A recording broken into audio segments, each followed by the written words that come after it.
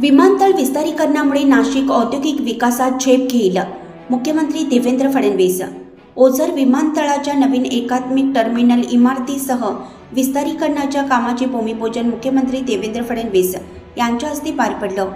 विमान प्रवास आता चैनीची नव्हे तर आवश्यक गरज बनली असून या विस्तारीकरणामुळे नाशिकच्या सर्वांगीण व औद्योगिक विकासाला मोठी चालना मिळेल असा विश्वास त्यांनी व्यक्त केला. आगामी नाशिक त्र्यंबकेश्वर सिंहस्थ कुंभमेळ्याच्या पार्श्वभूमीवर विमानतळाची प्रवासी क्षमता वाढवण्यात येणार आहे. त्यामुळे भाविकांना अधिक सोयीसुविधा उपलब्ध होणार असून पर्यटन, शेतमाल निर्यात आणि औद्योगिक गुंतवणुकीला गती मिळणार आहे. दाऊस दौऱ्यात नाशिकसाठी 13,000 कोटी रुपयांची गुंतवणूक अपेक्षित असून त्यातून मोठ्या प्रमाणावर रोजगार निर्मिती होणार असल्याचंही मुख्यमंत्र्यांनी सांगितलं. कुंभमेळ्याच्या अनुषंगाने जिल्ह्यात हजारो कोटी रुपयांची विविध विकासकामे सुरू असून पायाभूत सुविधा मजबूत करण्यावर भर दिला जात आहे.